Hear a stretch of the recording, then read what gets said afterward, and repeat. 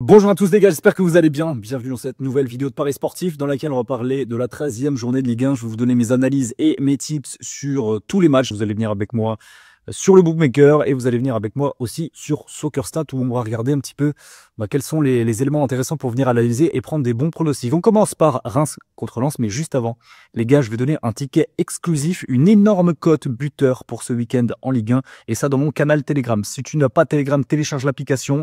C'est vraiment hyper important dans le monde des paris sportifs parce que dès que j'envoie un prono, tu reçois une notif, tu vas sur l'application Telegram, tu vois le prono, c'est extrêmement simple. Je vous mets le lien de mon groupe en description et en commentaire épinglé et vous allez pouvoir suivre tous mes pronostics très facilement. Plus de 59 000 personnes sont déjà dans le groupe. Alors, je m'étais arrêté, reprenons avec Reims contre Lens. Pour évaluer ce match-là, pas simple parce que on regarde les codes, déjà elles sont extrêmement équilibrées, 2,85 pour Reims, 2,40 pour Lens, donc légèrement favori, ça paraît relativement logique. Et si on regarde de plus près les résultats depuis le début de la saison, on voit que ce soit Reims ou Lens, et ben c'est deux équipes qui ont pris leur victoire, leurs 3 points à chaque fois contre des équipes du bas du classement.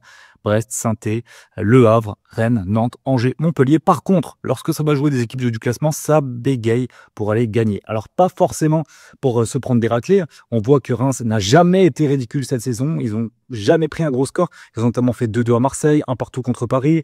Bon, ils perdent 2-0 contre Lille, mais la semaine dernière, ils font encore un partout contre Lyon.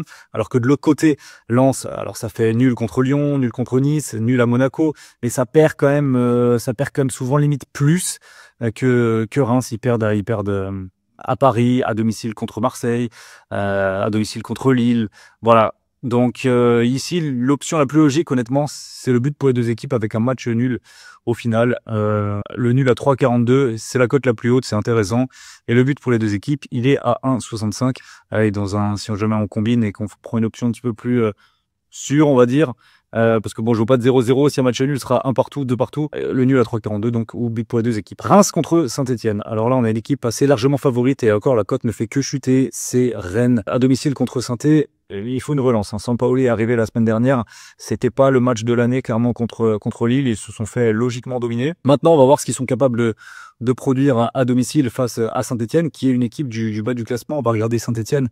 Alors, du bas du classement, mais qui les a dépassés, du coup. Rennes. Oh, mais Rennes. J'avais oublié qu'ils étaient si loin en classement. 3 défaites consécutives, seulement une victoire sur les 8 derniers matchs, alors que Saint-Etienne va mieux.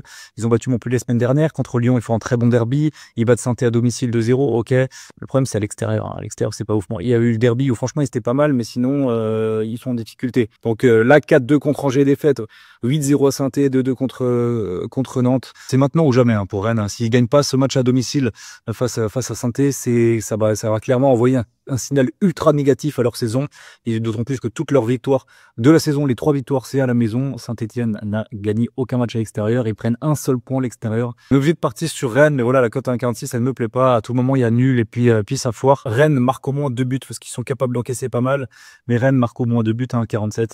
Si jamais il y a nul 2-2 ou même qu'ils perdent 3-2 ou quelque chose comme ça, on sera couvert et ça m'étonnerait qu'ils gagnent 1-0 contre une défense aussi friable que Saint-Étienne à l'extérieur, même si voilà, il y aura beaucoup de solidité. Pour les Stéphanois, Rennes, ça doit scorer. Brest contre Strasbourg. Alors là, l'analyse va être assez facile ici, je pense. Eh bien, Brest est une bonne équipe à l'extérieur, à domicile, pardon, et Strasbourg, une piètre équipe à l'extérieur. Après, voilà, la forme du moment, 3 défaites consécutives pour Brest, 3 défaites consécutives pour Strasbourg, c'est pas bon. Surtout les 2 derniers matchs de Brest, bon, à chaque fois à l'extérieur, ça va leur faire du bien de retrouver le domicile. 3 buts encaissés à Monaco, 3 buts encaissés à Montpellier. Si on regarde un petit peu ce qui se passe, et voilà, on se rend compte que Strasbourg à l'extérieur, ça n'a rien gagné cette saison. Ils ont pris 2 points, un nul 3-3 à Lille et un nul à partout lors de la première journée contre Montpellier. Après, il y a des perfs, voilà. Ils vont marquer 3 buts à Lyon, ils marquent à Nice, ils marquent 2 buts à Paris. Ouais. Mais Brest, toute leur victoire quasiment, c'est à domicile, 2-0 en plus, à chaque fois que dans la zone là, de Strasbourg. Voilà, moi je prends la victoire de Brest, d'autant plus que Emiga n'est toujours pas revenu. En vrai, depuis qu'Emiga n'est plus là, au poste de 9 à Strasbourg, ça ne va plus. Donc ouais, Brest à 2,19, je les prends. Paris contre Nantes, 1,21 pour le PSG, 11,25 pour Nantes. Donc on a l'ami Comboré qui a été conforté dans son poste malgré la saison compliquée que vivent les Canaries cette saison. D'ailleurs, on le voit, 4 défaites consécutives. On voit pas la trace d'une victoire depuis un bon bout de temps. Alors ça remonte jusqu'au 22 septembre, on l'a pas. Alors que Paris en Ligue 1, ça déroule. certes, ils sont pas bons en Ligue des Champions, ils n'arrivent pas à prendre des points, mais en Ligue 1, ça déroule. On voit un petit peu la map de cette saison, elle est terrifiante et les Nantais, bah, on voit que ça va prendre, il y a 6 buts, 3 buts, 3 buts, 4 buts, 3 buts, ça prend 3 buts minimum, hein, les Nantais. Ça prend 3 buts, d'autant plus qu'ils en prennent 3 à Strasbourg, ils en prennent 3 à Lens, 2 à Lyon. Là, c'est vraiment... Ouais, en vrai, ils peuvent prendre une sacrée volée, les Nantais. On va prendre ici la victoire de Paris avec au moins 3 buts dans la partie. Ça, c'est cadeau. On est sur du 1,59. Là, si ça passe pas, ce sera une énorme surprise. On continue, on descend avec les matchs de dimanche. Montpellier-Lille à 15h, 4,15 pour le match essai à domicile, 1,79 pour Lille qui voyage bien en ce moment, notamment en Ligue des Champions. On va voir ce que ça donne en Ligue 1, mais voilà, encore une super perf de Lille qui va gagner à Bologne cette semaine en Ligue des Champions.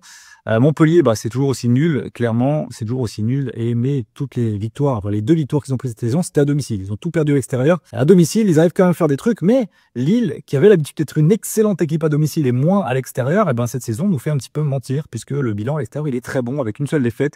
C'était à Saint-Etienne, voilà, un non-match.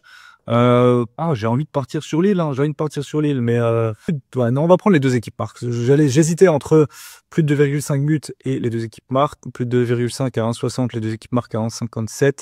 Est-ce qu'on jouera un 3-0 pour Lille? Non, je vais prendre un but pour les 2 équipes, même si bon, Lille c'est costaud, mais bon, ils ont pas mal d'absents. Ouais, non, on va prendre le but pour les 2 équipes, je pense que c'est beaucoup mieux. 1,57, ça me plaît bien. Ensuite, on a quoi? On a Le Havre contre Angers. Alors ça risque d'être l'un des matchs les plus compliqués à pronostiquer de cette semaine, clairement. Le Havre-Angers, on va se pencher tout de suite dessus. Ça va un petit peu mieux pour Le Havre, hein, qui est sorti de sa série noire, et au contraire, c'est Angers qui plonge un petit peu. Bon, ils avaient perdu contre Paris, logique, mais ils perdent là, ça fait mal la semaine dernière dans les arrêts de jeu à Auxerre. Ouais, maintenant ils enchaînent encore un déplacement. Calendrier compliqué, mais voilà, on voit qu'Angers, à l'extérieur, c'est bien, hein. C'est très bien ce qu'ils font à l'extérieur. Ils se gagnent à Monaco, un partout à Marseille, un partout à Toulouse, un partout à Strasbourg. Ils gagnent contre Adom. Ouais, non, en vrai, Angers bien. Angers très très bien. Je les vois pas perdre au Havre. Je ne les vois pas du tout perdre au Havre. Et ici, je pense qu'on les voit outsiders en plus. Donc ici, on va partir sur nul ou Angers 1,56. Value, je pense. Value, ce pronostic-là. Ensuite, on descend. On arrive presque au bout. Il y a 3 matchs. Lyon-Nice, 1,99. L'Olympique Lyonnais, 3,40 pour l'OGC Nice. Je pense que je suis assez d'accord avec ces cotes-là. Ça risque d'être difficile de prendre un spot. Lyon à 1,99. Je les vois s'imposer, mais ouais. Ouais, on voit des belles séries d'invincibilité, hein, de part et d'autre pour les 2 équipes. Au niveau de la map, eh bien, on voit que Lyon, par contre, ils n'arrivent pas à battre les gros du championnat. Ça, c'est problématique. Aucune victoire contre les top clubs. Après, vous allez me dire, Nice, il n'y en a qu'une seule, et à l'extérieur, il n'y a pas grand chose de significatif. Victoire 1-0 à Brest et 4 à Angers. Ouais, c'est pas convaincant. C'est pas convaincant du tout. On va partir sur un but pour les 2 équipes ici. Ensuite, on va partir sur l'avant-dernier match avec Toulouse contre Auxerre. Le TFC qui est dans une bonne phase globalement. Là, il y a eu cette série de 4 matchs sans défaite. Mais que dire d'Auxerre? C'est vraiment eux la bonne phase du moment. Absolument injouable, hein, Auxerre. Hein. Ils gagnent tout. Ils ont la réussite la semaine dernière avec le but dans les arrêts de jeu. Bluffant. Est-ce qu'ils vont réussir à les gagner à Toulouse? Mais voilà, Toulouse se rebiffe. Ils ont perdu contre qui? Ils ont perdu à Paris 3-0 la semaine dernière. Ok, c'est marrant. Ça me fait penser à Angers qui il y a 2 semaines jouait à Paris. Ils ont perdu et ensuite ils ont joué Auxerre et Auxerre les a battus. Allez, je suis plutôt optimiste pour les Auxerrois. 4,90 pour Auxerre. C'est quoi ces codes de dingue? Je vais prendre nul ou Auxerre à 2,02. Ah, non, c'est value. Là, c'est value. Peut-être que Toulouse va gagner, c'est possible, évidemment, c'est du foot, hein, mais 2,02 pour nul ou Auxerre, vu les résultats du moment. On aime bien ça. Et on termine avec Marseille contre Monaco. Ce match sera en exclusivité dans mon canal Telegram, les amis, rejoignez-le. Le lien est en bio et en commentaire épinglé. J'ai plein de choses à vous dire sur ce match-là. Il y a du lourd. Allez, pour vous faire saliver, je vais un petit peu vous montrer le tableau, la map de la saison des Marseillais et des Monégasques, parce qu'elle est assez intéressante. Regardez-moi ça. Marseille à domicile, ça ne gagne pas grand-chose. Une seule victoire au Vélodrome. Ils vont jouer la peur au ventre contre une équipe de l'ASM qui a gagné déjà 4 matchs sur 5 à l'extérieur. C'est un choc vraiment de haut du tableau. Qui sera le dauphin du PSG? C'est un peu ce match-là. Hein. C'est le match du dauphin pour Paris. Et il y a un truc à prendre. Il y a un très gros truc à prendre. Ce sera sur mon canal Telegram. Rejoignez-le tous avant dimanche. Merci à tous d'avoir visionné la vidéo. J'espère que vous aura plu. Si c'est le cas, vous la likez. Vous me dites dans les commentaires un petit peu quel est votre ressenti après cette vidéo. Et abonnez-vous. Tous ceux qui regardent la vidéo et qui ne sont pas abonnés, abonnez-vous. Comme ça, vous avez les notifs. C'est important. Allez, très bon week-end à tous et à bientôt pour de nouveaux pronos. Ciao, ciao.